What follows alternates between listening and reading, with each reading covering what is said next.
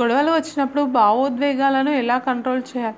అందరికీ నమస్కారం. ఈరోజు మనం చర్చించబోయేది చాలా ఆసక్తికరమైన విషయం. ఎప్పుడైనా మీకు గొడవలు వచ్చినప్పుడు భావోద్వేగాలను కంట్రోల్ చేయడం కష్టం అనిపించిందా? అదే కదా, ఎంత తెలివిగా ఉన్నా ఆ టైంలో మనసు పట్టలేకపోతుంటాం. అందుకే ఇలాంటి సిచ్యువేషన్లలో మన ఫీలింగ్స్ని ఎలా హ్యాండిల్ చేసుకోవాలో ఈ వీడియోలో మిమ్మల్ని నేను గైడ్ చేయబోతున్నాను. బ్రీత్ తీసుకోవడం. గొడవల సమయంలో మొదట నేను చెప్పేది ఒక సింపుల్ టిప్. లోతుగా శ్వాస తీసుకోవడం అండి. ఆ టైంలో ఏం గొప్ప సలహాలు చెప్పినా వినరు, కానీ ఆ క్షణంలో ఒకసారి లోతుగా బ్రీత్ తీసుకోవడం మనసును కాస్త స్థిరంగా ఉంచుతుంది.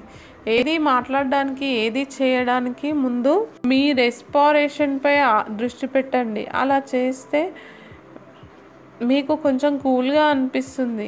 సైలెన్స్ మెయింటైన్ చేయండి. గొడవలలో ఎక్కువగా మాటలు అనవసరంగా దారితీస్తాయి. అప్పుడు సైలెన్స్ మెయింటైన్ చేయడం, మాటలు తగ్గించడం చాలా హెల్ప్ చేస్తుంది. మీరు ఏం చెప్పాలో నిశ్చయించుకోలేకపోతే, ఏదైనా తప్పు మాట్లాడే భయం ఉంటే కాసేపు సైలెంట్ ఉండండి. సైలెన్స్ కూడా ఒక గొప్ప యుద్ధానికి ఆయుధంలా ఉంటుంది. తక్షణ నిర్ణయాలు తీసుకోవద్దు. గొడవలలో ఆ టైంలో ఏదైనా పెద్ద నిర్ణయాలు తీసుకోకూడదు.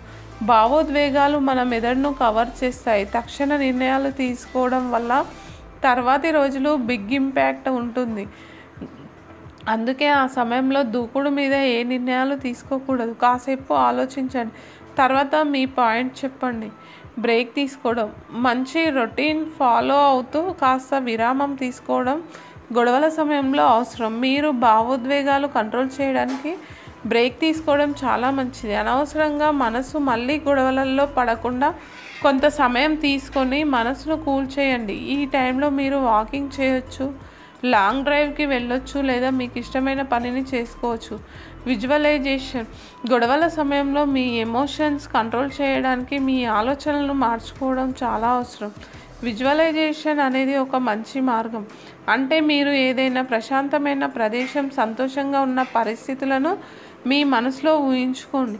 అది మీకు కొంత రిలాక్స్ అనిపిస్తుంది. ఆ క్షణంలో మీ భావోద్వేగాలు తగ్గుతాయి. ఆకర్షణ చట్టం. గొడవల సమయంలో మీరు మీ ఆలోచనలను పాజిటివ్ వైపుగా తీసుకెళ్ళడానికి ఆకర్షణ చట్టం ఉపయోగించవచ్చు.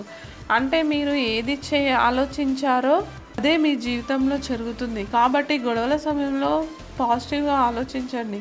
ఎమోషన్స్కి కట్టడి పెట్టండి. మాట్లాడితే తప్పులేదు. గొడవల తర్వాత కూడా మళ్ళీ మాట్లాడడం వల్ల ఎమోషన్స్ కంట్రోల్ చేయడంలో సహాయపడుతుంది. కానీ ఆ టైంలో మరీ అంత చెప్పడం, చిన్న పాయింట్లను ఉంచడం వల్ల గొడవలు మరింత గంభీరం అవుతాయి. సింపుల్గా అర్థం చేసుకునే రీతిలో మాట్లాడడం మంచిది.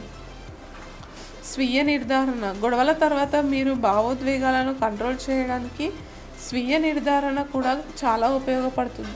ఆ సమయంలో మీకు వచ్చిన ఆలోచనలను ప్రశ్నించుకోండి.